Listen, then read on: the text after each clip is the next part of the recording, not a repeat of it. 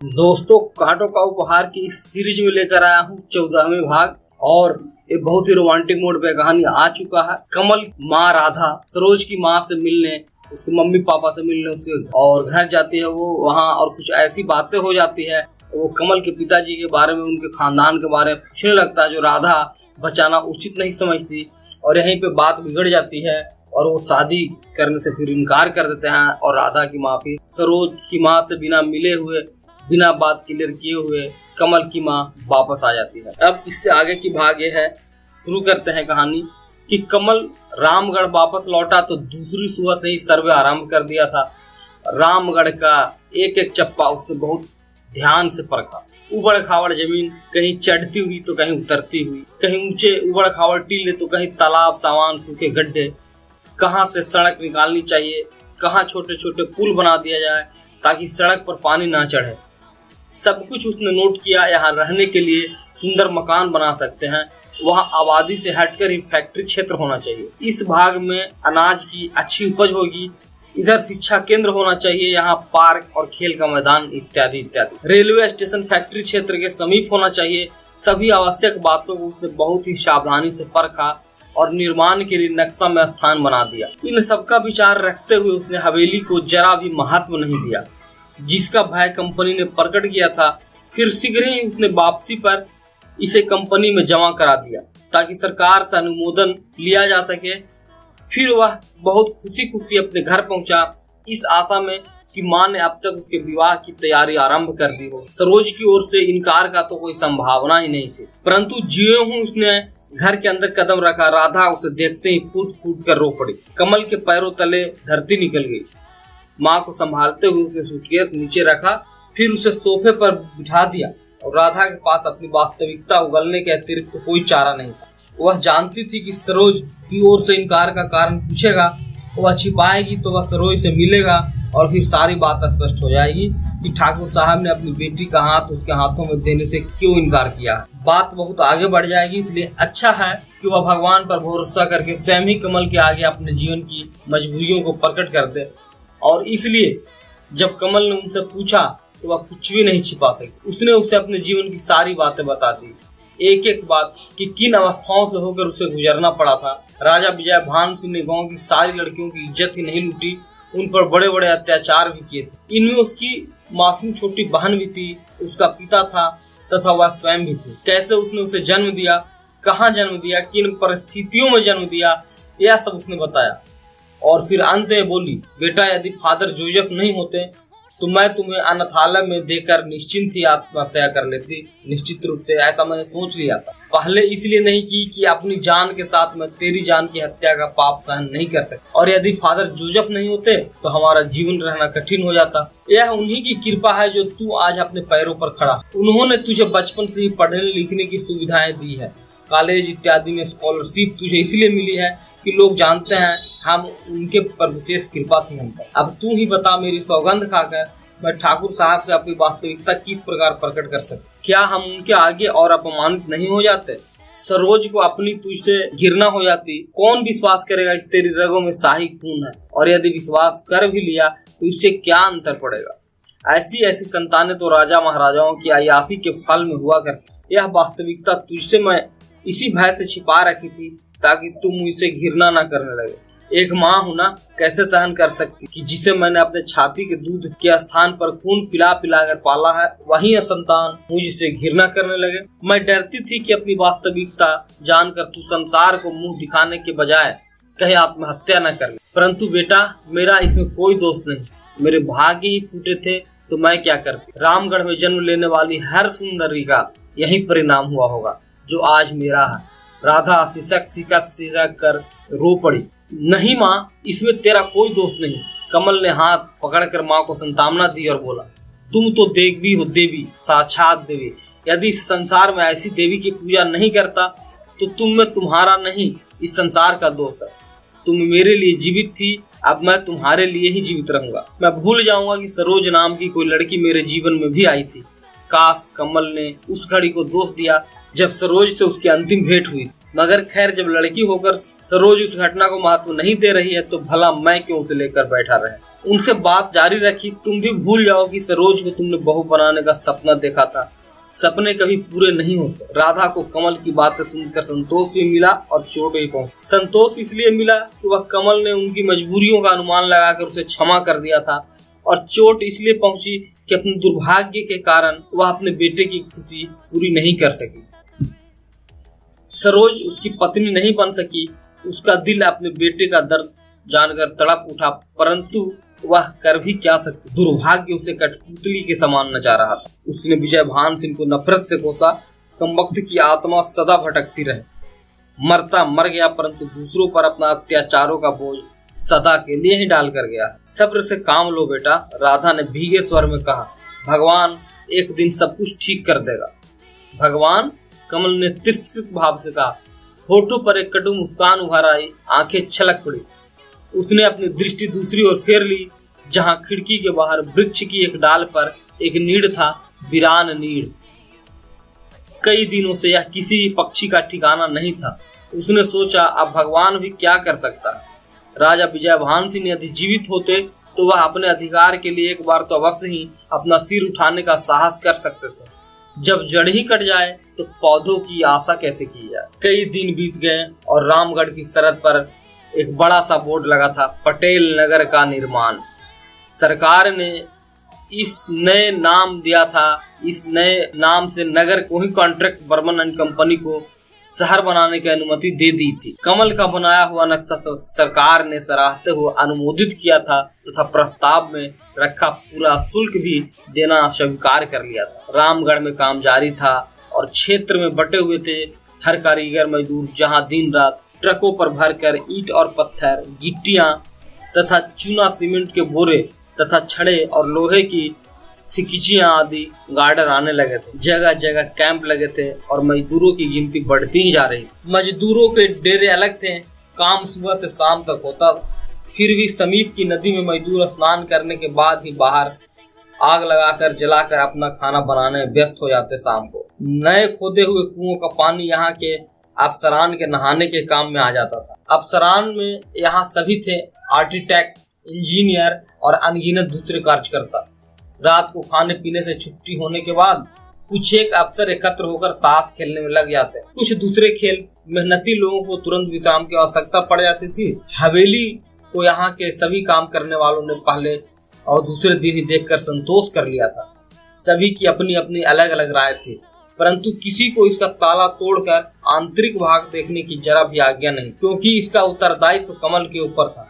3 माह का नोटिस पूरा होने के बाद जब कोई बारिश नहीं होगा तब सरकार स्वयं अपनी निगरानी में इस नीलामी का और देख रेख करेगी। यहाँ पर काम करने की व्यवस्था के साथ अपना लाभ भी उठाने के लिए आसपास के देहातियों ने अपनी छोटी छोटी दुकानें खोल ली है। शाम को इन दुकानों पर एक अच्छा खासा मेला सा दिखाई देने लगता था। कमल का कैंप हवेली से कुछ ही दूरी पर स्थित था और राधा को उसने दिल्ली में ही छोड़ दिया था। राधा ने अपने दिल में बसे भय के कारण उसे रोकना भी नहीं चाहता, परंतु कहने का साहस नहीं कर सका। उसे ज्ञात था कि दिल्ली में कमल का दिल और वीरान हो जाएगा। वहाँ सरोज के बिछड़ जाने के गम में वह यूं भी खोया खोया सा रहने लगा था। देर से घर लौटता तो राधा उसको खाना परोस कर देती। कभी वह चुपचाप खा लेता तो कभी स्पष्ट शब्दों में इनकार भी कर देता। राधा कुछ न कहती। उसके चिड़चिड़ेपन का कारण जानती थी और यह भी जानती थी कि यह सब उसके दुर्भाग्य का ही फल है। फिर भी मन ही मन वह जी भर कर उस घड़ी को कोसती जब राजा विजय भान सिंह की दृष्टि उस पर पड़ी थी। राधा और कमल के बीच एक विचित्र सी खामोशी थी, जिसे राधा ने कभी एक तनाव में प्रतीत किया तो कभी सरोज की जुदाई का फल महसूस किया। सरोज के बिछड़े जाने के बाद उसे इतना दुख था जितना कमल को, और इसलिए जब कमल ने रामगढ़ के लिए विदा होते समय उसे चरण छुए तो वह उसे जाने को मना भी नहीं कर। साथ चलने की इच्छा की तो कमल ने भर्राए स्वर में आशा प्रकट की।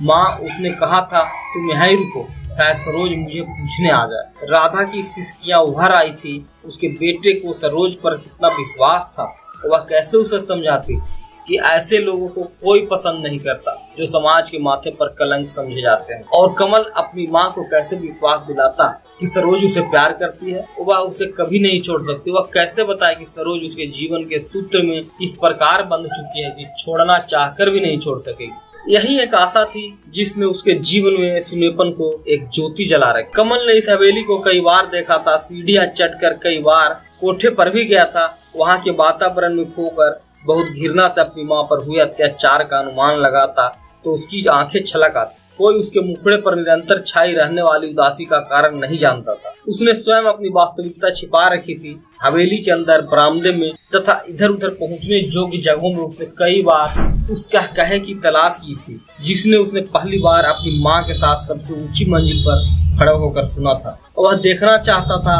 उसके समान यहाँ बर्बाद आदमी कौन है जो पागल के समान घूमता रहता। उसे विश्वास था कि यह कोई अवश्य ही ऐसा दीवाना है जो विजय भान सिंह के हाथों लूट जाने के बाद अपने मस्तिष्क का संतुलन खो बैठा है। बदले की भावना लिए वह इन दीवारों से अपना सिर ही टकराता है और शायद उस दीवाने से मिलकर उसके अपने दिल को भी कोई शांति मिल सके। अपने से अधिक दुखियों को देख लेने के बाद मनुष्य का बोझ कुछ कम हो जाता। एक शाम उसे माँ का पत्र मिला। रामगढ़ के इस इलाके में चिट्ठी पत्री आने का कोई साधन नहीं था, इसलिए यहाँ के सभी कार्यकर्ताओं के पत्र समीप के डाक खाने में आकर रखे रहते थे। कॉन्ट्रैक्ट्स बर्मन एंड कंपनी की मार्फत आए सभी पत्रों को इनका एक व्यक्ति जाकर वहां से स्वयं ले आता था। पत्र की छटाई कैंप के एक दफ्तर में होती है। इसके पश्चात ही पत्र कार्यकर्ताओं में बांटे जाते थे। क्रमशः इस प्रकार देर हो जाया करती थी। आज की डाक में कमल को अपनी माँ का व्यक्तिगत पत्र पाने में देर हो गई। उसने पत्र खोला, पढ़ा तो मानो किसी ने उसकी छाती पर अगल बगल रखी मजदूरों की कुदाल मार दी हो।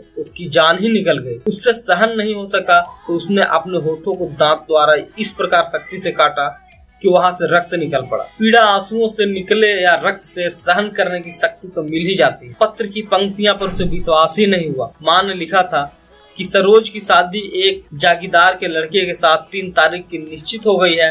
3 तारीख, आज तो 4 तारीख है। उसके दिल को सख्त चोट पहुंची। वह रो दिया, तड़प उठा।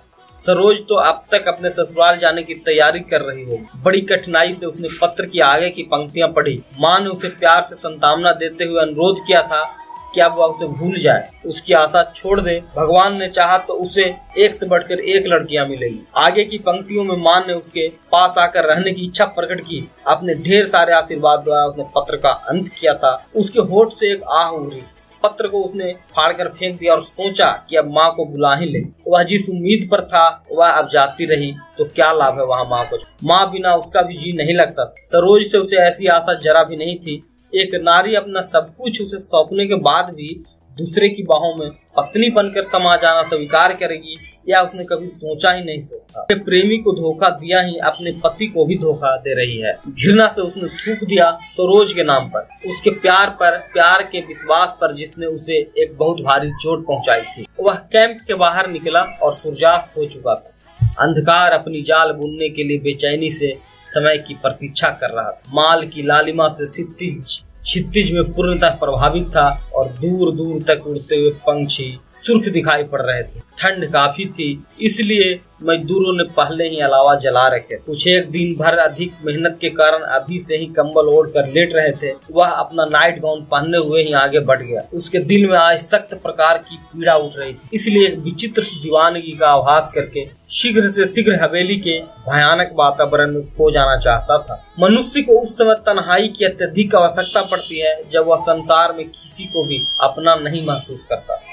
सरोज ने क्या ठुकराया, क्यों ठुकराया, मानो संसार में ही उसे मुंह फेर लिया है। हवेली के गेट पर पहुंचकर भी उसे टॉर्च की याद नहीं आई। वह तो अपने मस्तिष्क का मानो संतुलन ही खो बैठा था। उसने बरामदा पार किया और सीढ़ियां भी पार की। सबसे ऊंची मंजिल के कोठे पर जाकर खड़ा हो गया और चुपचाप सामने के वातावरण में जाने क्या ढूंढने लगा। शायद सरोज के साथ लंदन में बिताए हुए सुंदर पलों की वह तस्वीरें खींच रहा था। खड़े खड़े उससे बहुत देर हो गई, यहाँ तक कि शाम की लालिमा दम तोड़ गई और सामने के सूखे वृक्ष था दूर दूर तक अंधकार ने अपना जाल बुन दिया। केवल वहीं पर सुर्खी कांप रही थी जहाँ जहाँ मजदूरों ने अपने अलावा जला रखे। रात्रि जबकि पूरे चांद नहीं थी, फिर भी चांदनी काफी चटकी हुई। तारों के झुरमुट ने चंद्रमा का मुख कुछ फीका फीका सा कर दिया। सहसा कमल ने देखा नीचे एक कार अपनी हेडलाइट के साथ आकर मजदूरों के समीप रुकी है। अलावा के प्रकाश में उसने देखा कुछ एक मजदूर खड़े हो गए हैं, समीप पहुंचकर उसके कैंप की ओर इशारा कर रहे हैं। उसने देखा आगे बढ़कर कार उसके कैंप के पास रुक गई है। वह चौंक पड़ा। कौन हो सकता है यार? माँ? नहीं, माँ ऐसे किस प्रकार आ सकती है? फिर कौन होगा? उसका दिल जोर जोर से धड़कने लगा। चाहा कि उतरकर वह कार की ओर लपके, परंतु तभी उसने देखा कि कार के अंदर से कुछ एक व्यक्ति बाहर निकल खड़े हो गए थे। एक व्यक्ति अंदर भी गया और तुरंत वापस भी आ गया। कमल को समझ में नहीं आया कि यह मामला क्या, फिर भी उनसे मिलने अवश्य ही जाना चाहिए। और चलते चलते अचानक उसने देखा कि वे सभी बहुत तेजी से एक साथ हवेली की ओर चले आ रहे हैं। वह वहीं रुक गया। शायद किसी मजदूर ने उन्हें उसका पता बता दिया था। शायद उसे इस हवेली की ओर आते हुए किसी ने देखा होगा। उसने उन्हें हवेली के समीप आते आते पहचानने का प्रयत्न किया। 6 पुरुष थे और शायद 2 औरतें। चाल में कुछ अधिक ही बेसब्री थी। कमल ने कुछ अज्ञात भय का भी अनुमान किया। उसने ध्यान से देखा। एक नारी ने शीघ्रता के साथ गेट खोला, आगे बढ़ी, कुछ इस प्रकार मानो इस हवेली में पहले भी आ चुकी थी। बरामदे में पहुंचते पहुंचते वे उसकी दृष्टि से बाहर हो गए। फिर बहुत तेजी के साथ कदमों की चाप ने सीढ़ियां पार की और उनकी आपस की बातें भी गुनगुनाती हुई उनके कानों में स्पष्ट आने लगी। फिर अचानक ही भीड़ ने प्रकट होकर उसे चारों ओर से घेर लिया। यहाँ कुछ व्यक्ति कम दिखाई पड़ रहे थे। शायद हवेली में किसी की तलाश के लिए वह दूसरे भाग में छानबीन कर रहे होंगे। कहाँ है मेरी बच्ची? एक स्त्री ने आगे बढ़कर कमल से सख्ती से पूछा। शेष लोगों ने उसे घूर कर देखा। बच्ची? कैसी बच्ची? कमल को उसकी उपस्थिति के साथ उसके प्रश्न पर भी आश्चर्य हुआ। इन लोगों को उनसे मिलने उससे पहली बार देखा था। हाँ, मेरी बच्ची सरोज, उस स्त्री ने कहा, इस बार पहले से भी अधिक शक्ति के साथ। ओहो, कमल ने मुस्कुराने का प्रयत्न किया और नमस्ते के लिए हाथ जोड़ दिए। तो आप ही सरोज की मम्मी हैं? हाँ, मैं ही उसकी माँ हूँ। उस स्त्री ने उसी प्रकार पुनः कर कहा। बताओ मेरी बच्ची कहाँ है, वरना पुलिस द्वारा तुम्हारी खाल खिंचवा लूंगी। श्रीमती जी, मैं समझा नहीं आप क्या कहना चाहती हैं। कमल ने धीरे से काम लिया। यदि यह सरोज का मामला नहीं होता तो वह एक ही आवाज में अपने मजदूरों को एकत्र करके इनका इस व्यवहार का बदला चुका सकता था। उसने पूछा, भला आपकी बेटी को मुझसे क्या संबंध रह गया? इतने भोले मत बनो कमल। समीप खड़े रंगीन सूट पहने नवयुवक ने अपनी दांत पीसते हुए मुट्ठियां बांधी और बोला, यदि सरोज का पता नहीं चला तो हम इसी हवेली की छत पर से उठाकर तुम्हें फेंक देंगे। आपकी तारीफ? कमल ने बहुत संतोष के साथ उसके पागलपन से उकताकर सरोज की मम्मी से पूछा, यह क्या सरोज के भाई हैं? Shut up! यह नवयुवक पुनक्कर चिका। अपने कोट का कॉलर ठीक करता हुआ बोला, मैं सरोज का मंगेतर हूँ। ओहो सारी! कमल ने कटु मुस्कान बिखेरी। तो फिर शादी क्यों नहीं की? शादी इसलिए नहीं हो सकी क्योंकि बारात पहुंचने से पहले ही एक गंदी नाली के कीड़े ने उसे बहला फुसलाकर बुलाने के बाद अपने पास छिपा लिया। सहसा दूसरी ओर खड़े एक वृद्ध परंतु अक्कड़ व्यक्ति ने अपनी अर्ध सफेद मूंछों को ऐंठते हुए कहा, पुलिस को सूचित करके हम किसी प्रकार की बदनामी मोल नहीं लेना चाहते, इसलिए अच्छा होगा कि तुम चुपचाप सिधाई के साथ सरोज को हमारे हवाले कर दो। सहसा 3 गुंडे जैसे आदमी वहां पहुंचे तो कमल कुछ कहते कहते रह गया और केवल दांत पीस सका। कोई मिला? उस रंगीन सूट वाले नवयुवक ने बेचैनी के साथ पूछा। नहीं मालिक, उस तरफ तो कोई भी नहीं है। हमने सारे कोने देख डाले, कमरों में बाहर से ताला लगा हुआ। ठहरो, सहसा सरोज की मम्मी ने कहा, ताला मैं तुड़वाती हूँ। आप इस हवेली की ताला हरगिज नहीं तोड़ सकते क्योंकि इसका जिम्मेदार मैं हूँ। मेरी निगरानी में यह हवेली है। कमल ने तैस में आकर सख्ती से कहा, तुम कौन होते हो मुझे मना करने वाले? सरोज की मम्मी चीखी, इस हवेली पर तो मेरा अधिकार है। इसके एक एक कोने से मैं परिचित हूँ। यही मेरा बचपन बीता है और इसी की छांव में पलकर मैं जवान हुई हूँ। इसी महल में आकर मेरा दूल्हा ठहरा था। मुझे तो अखबार में सूचना निकालने से पता चला है कि यह हवेली, यह पूरा इलाका सभी कुछ उजड़ चुका है। राजा विजयभान सिंह नहीं रहे, वरना उनके जीवन काल में ही मैं इसे उतना बिगड़ने नहीं देते। देखो बरखुदार, सहसा व वृद्ध व्यक्ति अपनी मूंछों को फिर उठाता हुआ बोला, हम अधिक झंझट पर विश्वास नहीं करते। तुम्हारी माँ हमारे कब्जे में है। ऐसा न हो कि सरोज को हमें लौटाने में देर होने के कारण तुम्हें उसकी जान से भी हाथ धोना पड़े। क्या? कमल सुनते ही एकदम आग बबूला होकर चीख पड़ा। मेरी माँ को तुम लोगों ने बंद कर रखा है? कमीने जलील बुद्धिजील! उसने लपक कर उस व्यक्ति की गर्दन पकड़ ली। चाहा कि गर्दन की ओर और दबा दे, परंतु समीप खड़े गुंडों ने झट उसे पकड़कर खींचते हुए अलग कर दिया। रंगीन सूट वाले नवयुवक ने आगे बढ़कर उसके मुंह पर एक भरपूर घूंसा मारा। इस प्रकार की कमल लड़खड़ा कर पीछे गिर पड़ा। उसने उठना चाहा कि तभी खड़े गुंडों ने अपने अपने छुरे निकालकर तान लिया। खबरदार! सहसा गरजदार आवाज कोठे के एक ओर से गूंज उठा। आवाज में एक हुक्म था, आज्ञा थी। सब के सब ही चौंक पड़े, निगाहें एक ओर उठ गई। कोठे के ऊपर बरसाती के एक खंभे की आड़ में एक छाया उभरी, लंबी चौड़ी छाया, चाल में सहाना झलक रही थी। झूम कर चलते हुए वह इनके समीप पहुंचा तो एक बार फिर इसकी घूरती आंखों में सभी कांप गए। सिर के बाल लंबे, दाढ़ी और मूछे बड़ी बड़ी, पुराना धुराना परंतु मोटा ओवरकोट पहनने के कारण उसका व्यक्तित्व और भी प्रभावशाली हो गया था। फिर भी देखने में वह पढ़ा लिखा और पागल ही जान पड़ता था। कमल झट उठकर खड़ा हो गया। गौर से उसने इस दीवाने को देखा। कौन हो सकता है यार? माँ ने कहीं इसकी छाया को देखकर तो आत्मा नहीं समझ लिया था। शायद यही वह पागल है जो यहाँ की दीवारों से सिर फोड़ता रहता, राजा विजय भान सिंह से चीढ़ता है और उसके नाश होने पर ठहाके लगाता फिरता। आगंतुक ने समीप आकर कमल को बहुत ही गौर से देखा। कुछ ऐसी दृष्टि से, कुछ ऐसी आशा और निराशा की मिली जुली दमक के साथ कि कमल का दिल बहुत जोर से धड़क उठा। ऐ पागल, चल भाग यहाँ से। वृद्ध व्यक्ति ने उसे तिरस्कृत दृष्टि से देखा और कहा, क्यों अपनी जान एक ऐसे आदमी के लिए देने पर तुला है जो अपने पिता का नाम तक नहीं जानता? कृपाल सिंह! आगंतुक दीवाना बहुत जोर से चीखा, ऐसी चीख जिसका रामगढ़ के कोने कोने तक पहुंचकर गूंज जाना आवश्यक था। उसकी आंखों में खून उतर आया था। कृपाल सिंह? उस वृद्ध व्यक्ति ने आश्चर्य से उसे देखकर कहा, तुम मेरा नाम भी जानते हो? बाकी सब उपस्थित लोग भी अवाक रह गए। एक दूसरे को मुंह ताक कर वह फिर आगंतुक को देखने लगे, जिसकी आवाज में एक प्रभावशाली भार था। ऐसा भार तो कभी लोगों की आवाज में होता। मैं तुम में से किसे नहीं जानता?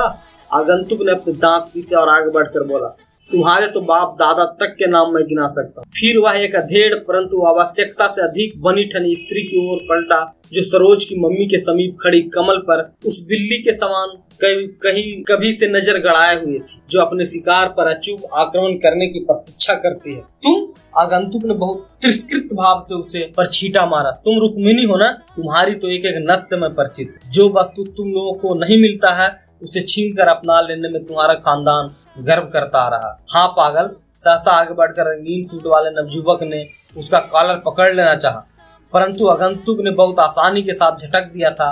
वह गिरते गिरते बचा। तुम भी रुक्मिणी की संतान हो? आगंतुक ने बहुत घूर कर उसे देखा, बहुत घृणा के साथ बोला, क्यों? सर्प की संतान सर्प नहीं होगी तो क्या होगी? कौन हो तुम? कौन हो? कृपाल सिंह ने उसे घूर कर देखा, परंतु चांदनी होने के पश्चात वह ठीक से पहचान नहीं सका। परंतु रुक्मिणी आगंतुक की बात सुनते ही कांप गई। उसकी आंखों की चमक इस प्रकार मिट गई मानो उसके अरमानों पर बिजली गिर पड़ी। बिल्कुल भयभीत सी होकर वह फटी आंखों द्वारा इस प्रकार आगंतुक को देखने लगी कि मानो यह कोई जीता जागता मानव नहीं, किसी की आत्मा उसके समीप खड़ी। ऊपर से नीचे तक उसका शरीर कांप गया। दिल जोर जोर से धड़कने लगा। वास्तविकता पर विश्वास ही नहीं हो रहा था। कभी दिल की गहराई में बिठा कर उसने इस आगंतुक की पूजा की थी। बरसों इसलिए एक सुनहरा सपना देखा था। आज ऐसी गिरी तथा उजड़ी हुई अवस्था में देखा तो उसे विश्वास करना दूभर हो गया। राजा विजय भान सिंह! भय के मारे पीछे उसके होठ कांप गए। रुक्मिणी के होठ से शब्द क्या निकला, मानो वहां बम फट गया और मानो धमाके के कारण उपस्थित लोगों के कान शून्य पड़ गए। सभी ने उसे गौर से देखा, ऊपर से नीचे तक। आंखों पर विश्वास ही नहीं हो रहा था, परंतु सत्यता अपनी साक्षी लिए हुए उन लोगों के समक्ष खड़ी थी और सब देख रहे थे। देखते ही रह गए फटी फटी आंखों से। लोगों के दिल बुरी तरह धड़कने लगे थे। यह क्या है? यह सब कैसा है और क्या है?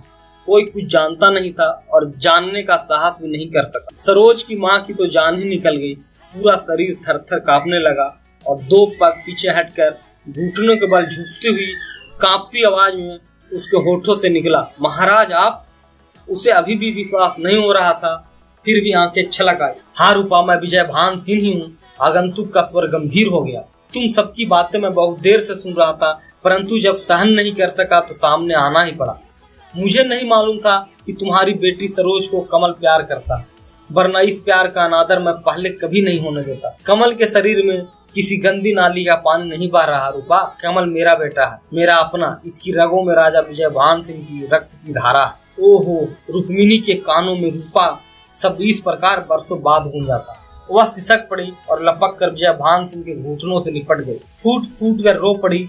बोली, यह क्या हो गया? अनजाने में ही मुझसे इतना बड़ा अपराध हो गया। मुझे क्षमा कर दीजिए महाराज, मुझ पापी को क्षमा कर दीजिए। मुझे कुछ भी नहीं मालूम था। रूपमती अपने आंसुओं से उनके चरण धोने लगी। चाहा कि वहीं कदमों में अपना सिर पटक दें, परंतु विजयभान सिंह ने उसे झूठ कर उठा लिया। अपने हाथों द्वारा उसके आंसू पोंछे। चांदनी में उसका मुखड़े को देखा तो उसकी अपनी आंखों की छलक आई। प्रताप सिंह की झलक आंखों में उभरी। उसकी छाती सिर पर रखकर सिसक पड़ी।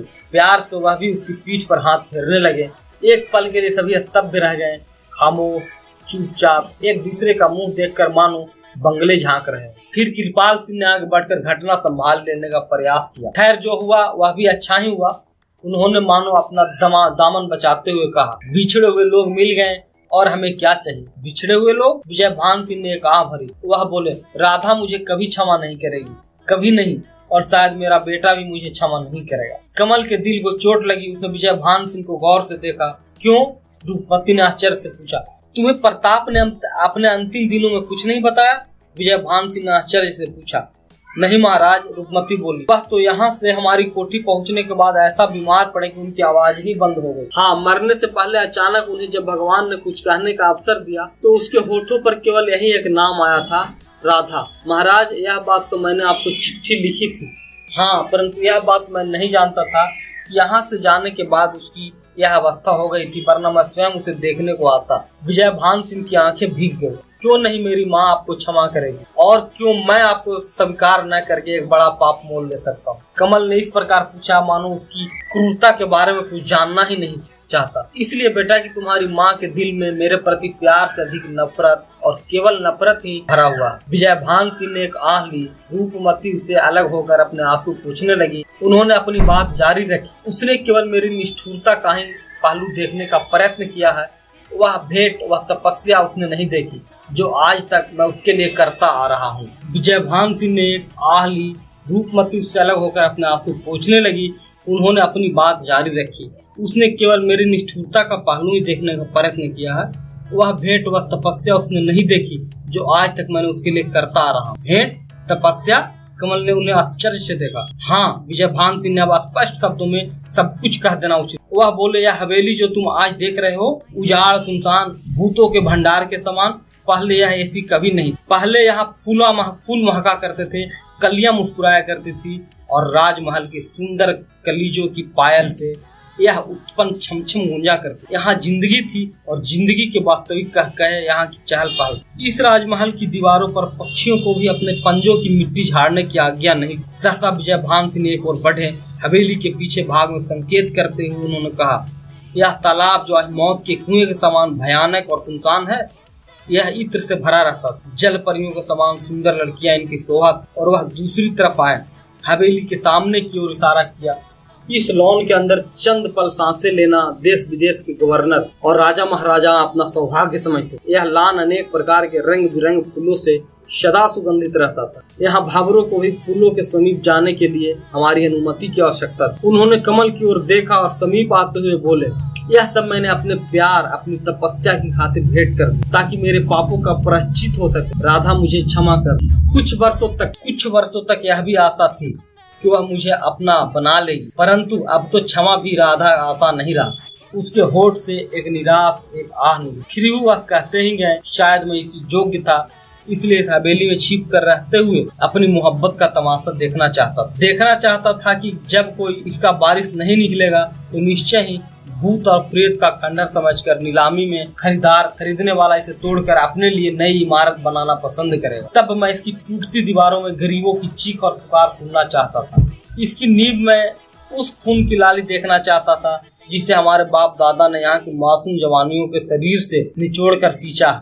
मैं यह देखना चाहता था कि यह खून की लाली कुछ कहती भी है, चीखती भी है, चिल्लाती भी है या नहीं।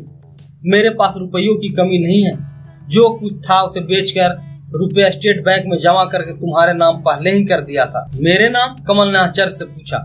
हाँ, विजयभान सिंह ने एक आह भरी। तुम्हारे और राधा के अतिरिक्त मेरी सांसों में, मेरी धड़कन में किसकी है? सोचा था मेरे जीते जीना सही, शायद मरने के पश्चात ही तुम मुझे क्षमा कर दो। उस रात जब तुम राधा के साथ पहली बार यहाँ आए थे तो मैंने अचानक ही तुम दोनों को लौटते समय देख लिया था। फिर दिल न माना तो कैंप भी गया था, परंतु राधा के जाग जाने के कारण वापस भागना पड़ा। इस हवेली में न जाने कितने ही ऐसे गुप्त रास्ते हैं कि कहीं से प्रवेश करके कहीं भी निकला जा सकता। राजा विजयभान सिंह खामोश हो गए, कुछ सोचने लगे। शायद अभी और भी कुछ कहना शेष था। वह गहरी गहरी सांसें लेने लगे। बाकी सभी लोग खामोशी से उनकी बात सुनने में मगन थे, परंतु कृपाल सिंह ने समझा कि यह कथा समाप्त हो चुकी है। वह आगे बढ़े और कमल के कंधों पर झट से हाथ रखकर कुछ लज्जित से बोले, मुबारक हो बेटा, यह शुभ घड़ी तुम्हें मुबारक हो, क्योंकि आज सभी बातों से पर्दा उठ चुका। अब तो तुम बता ही सकते हो कि सरोज कहाँ है। ऐसा न हो कि यह बात किसी के कान में पड़ जाए कि जिससे सरोज के खानदान के साथ हमारी ही बदनामी। लेकिन मैं अपनी माँ की सौगंध खाकर कहता हूँ, सरोज के बारे में मुझे जरा भी ज्ञान नहीं है। कमल ने चकित होकर कहा, आपको अपनी बदनामी का डर क्यों लग रहा है? सहसा रूपमती बीच में आई और कृपाल सिंह से संबोधित हुई। आंटी। समीप खड़ा रंगीन सूट वाला नवयुवक पूरी तरह बल खाकर चौंका। सरोज मेरी बेटी है, रूपमती ने उसकी परवाह किए बिना कहा। उसका विवाह अब केवल कमल के साथ ही होगा, तुम जैसे नीच आदमियों के साथ नहीं, जिसने राधा जैसी देवी को अपहरण करके मुझे यह समझा दिया कि यदि कमल ने सरोज का पता बताने से इनकार किया तो फिर राधा देवी को सताने की धमकी देकर उसका पता चलाने में आसानी होगी। कमल बेटा। रूपमती कमल की ओर पलटी। राधा देवी ने तुम्हारा पता हमें इसलिए बताया है क्योंकि उन्हें विश्वास था कि तुम ऐसा नीच काम नहीं कर सकते। कृपाल सिंह की सारी आशाओं पर पानी पड़ गया। कितनी मुद्दत के बाद उन्हें विश्वास हुआ था कि अब दौलत मिलने में कोई संदेह नहीं रह गया। जब से जागीरें छीनी थी, कर्ज के बोझ से दबते दबते वह इस कदर झुक चले थे कि उन्होंने एक अच्छा खासा स्मगलिंग का गैंग बना लिया। फिर भी इज्जत से रहने के लिए इज्जत से कमाई, दौलत तथा अच्छे संबंधों का होना भी बहुत आवश्यक है। सरोज से संबंध बनाकर उसके पोते का पूरा अधिकार रूपमती की दौलत पर भी हो सकता था। फिर वो अपना गंदा धंधा बंद करके सम्मान के साथ जीवन बिता सकते। बड़े बड़े कर्ज भी उतर जाते हैं और आए दिन पुलिस के भय के कारण उसका दिल पहले से ही आधा हुआ जा रहा था। मानो रुक्मिणी की आशाओं पर तूफानी मौज के समान पानी पड़ा। अपने बेटे के भाग्य को सराहते हुए उसने इस घड़ी को धन्य कहा था जब ठाकुर कृपाल सिंह यह संबंध अचानक ही रूपमती से पक्का करके आए। उसका बेटा तो सरोज को देखते ही मर मिटा था। संबंध पक्का होने के बाद उसने कितनी आसानी से हजारों नहीं लाखों रुपयों का कर्ज ले लिया ताकि बारात की शान में कोई कमी नहीं रहे। विवाह के बाद तो दुल्हन की सारी दौलत का एकमात्र मालिक उसका बेटा ही होगा। इसी आशा में उसके डॉक्टर पति ने सारे सरकारी रुपये खर्च कर दिए जो उसे फंड के तौर पर अस्पताल में वृद्धि करने के लिए प्राप्त हुए। अब यदि वह रुपये वापस नहीं करेगा तो उसको सजा हो जाएगी। इस पर कोई सुनवाई भी नहीं हो सकती। परंतु सबसे अधिक निराशा रुक्मिणी के लड़के को हुई, जो मन ही मन बल खाकर सोच रहा था कि कमल का खून कर दो, जिससे उसके सारे सपने तोड़ दिए हैं। जिसमें खानदान का प्रभाव बहुत कठिनाई के बाद ही रक्त पर से उतरता है। अपने नाना कृपाल सिंह के समान वह भी आरंभ से ही जिद्दी और आवारा रहा था। जवानी की आयु में पग रखते ही वह अपनी झूठी शान से प्रभावित करके उसने अनगिनत लड़कियों को प्यार का वादा कर रखा था। कितनी ही लड़कियां उसके पापों का बोझ उठाए थी जिनको समाप्त करने के लिए उसने सोचा था कि सरोज की दौलत पाते ही वह इन सबका काम तमाम कर देगा। सरोज की मां रूपमती से अपना निर्णय सुनने के बाद वह क्रोध सहन नहीं कर सका। मरता क्या नहीं करता, उसने झट अपनी जेब से चाकू निकाला और कमल के पेट में घुसेड़ दिया। कमल लापरवाही से खड़ा अपने शत्रुओं की रंगत देखने में व्यस्त। चाकुओं को आंतों में पहुंचते हुए तड़प कर वहीं गिर पड़ा। आंखें बंद होने लगी। बंद होते आंखों से उसने ऐसी बेबसी के साथ विजयभान सिंह को देखा कि उसका कलेजा फट गया। उनके शरीर की शक्ति अचानक ही जवानी में परिवर्तित हो गई। रक्त उबल गया। लपक कर उन्होंने दांत पीसते रुक्मिणी के लड़कों को गला दबोच लिया। वह दबाते ही गए यहाँ तक कि उसकी आंखें निकलने लगी, आवाज घुटने लगी, सांसें रुकने लगी, परंतु विजयभान सिंह की पकड़ ढीली नहीं पड़ी। बाकी सभी लोग अवाक से कमल की लाश देख रहे थे जिसके पेट से रक्त का फव्वार जारी। सहसा एक गुंडे ने विजयभान सिंह के सिर पर डंडे का भरपूर वार किया। उसके हाथों की पकड़ ढीली पड़ गई। शरीर कमजोर और बूढ़ा पहले से ही था। भाव सहन नहीं कर सके, लुढ़क कर वहीं पीछे पड़ गए तो रुक्मिणी के लड़के ने उसे अपनी अवस्था संभाली। कमीने, जलील, नीच। सहसा रूपमती अपनी स्तब्धता से जागी और फिर उस नवयुवक का कॉलर पकड़ती हुई चीखी, तुझे मैं जान से मरवा दूंगी, तेरा खाल खिंचवा लूंगी, चोर डाकू लुटेरे। परंतु उस नवयुवक ने एक पल गंवाए बिना रूपमती का हाथ पकड़ा और उसका मुंह दबा दिया। रूपमती की सांसें घुट गई। फिर वह कृपाल सिंह की ओर मुड़ा। नाना जी, हमें एक पल भी अब नहीं गंवाना चाहिए। यदि सरोज से मेरा विवाह नहीं हुआ तो हम सबकी वास्तविकता खुल जाएगी। बात कृपाल सिंह की समझ में तुरंत आ गई। रुक्मिणी ने भी आशा की एक किरण देखी। अपने गुंछों द्वारा कृपाल सिंह ने चाहा कि रूपमती का मुंह दबाकर बेहोश कर दे, ताकि जाते समय यदि यहाँ कोई आदमी देखे तो बहाना बना दे कि उसकी तबीयत अचानक खराब हो गई। कमल और विजय भान सिंह को ऊपर से नीचे तालाब में फेंक दिया जा सकता, परंतु रूपमती शत्रुओं की बाहों से छटपटा रही थी, तड़प रही थी, और इस प्रयत्न में ईश्वर ने एक बार उसे अवसर दे ही दिया। उसका मुंह स्वतंत्र हुआ तो पूरी ताकत से चीखी, बचाओ बचाओ। दूसरी बार वह आधा ही शब्द बोल सकी कि इस बार एक गुंडे ने उसको होठ बंद कर दिया। रूपमती को दोबारा अवसर नहीं मिला, परंतु उसकी एक चीख रात की सन्नाटे ने रामगढ़ के पूरे इलाके में अब तक गूंज रही। उसके कानों में ऐसा ही सुना। हवेली के बाहर कैंप के चारों ओर खलबली मच गई। जोर उठा। मजदूरों ने अपनी कुदालें संभाली और दूसरे कार्यकर्ताओं ने हाथ में टॉर्च ली और हाथों में कुदाल, फरसा, चापड़, डंडा जो भी लगा हवेली की ओर दौड़े। रात के समय उनका झुंड ऐसा प्रकट हो रहा था मानो किसी राजा के अत्याचार से तंग आकर वहां की प्रजा ने अचानक ही महल पर धावा बोल दिया। कृपाल सिंह कोठे के किनारे आए और मजदूरों को इस प्रकार हवेली की ओर आते देखा तो उसके होश उड़ गए। रुक्मिणी तथा उनका लड़का भी किनारे आया तो हैरत से वह एक दूसरे को देखकर अपने बचाव का साधन ढूंढने लगे।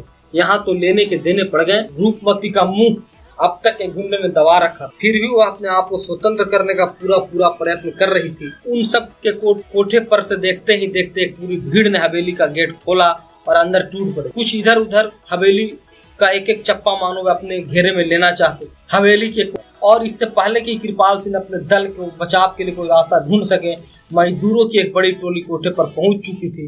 रूपमती को एक गुंडे के हाथों से कसमकते हुए देखकर एक मजदूर ने उस पर कुदाल द्वारा भरपूर वार। कुदाल गुंडे की पीठ में लगी तो वह तड़प कर वहीं गिर पड़ा। रूपमती स्वतंत्र हो गई। लपक कर वह मजदूरों की टोलियों में सम्मिलित हो गई। पकड़ लो इन डाकुओं को, उसने कृपाल सिंह को समूह की ओर इशारा करते हुए चीख कर कहा। उसका स्वर कांप रहा था। इन बदमाशों ने तुम्हारे कमल बाबू का खून कर दिया है। रूपमती का वक्त समाप्त हुआ कि मजदूरों में हलचल मच गई, परंतु कृपाल सिंह ने तभी अपनी जेब से रिवॉल्वर निकाल ली थी। उसने हवाई फायर किया। धमाका इतना तेज था कि पूरे इलाके में गूंज गया, परंतु निर्भीक मजदूरों का दिल एक पल भी नहीं कांपा, वरन उसके साहस में क्रोध उत्पन्न हो गया। कृपाल सिंह पर वो भूखे शेर के समान टूट पड़े।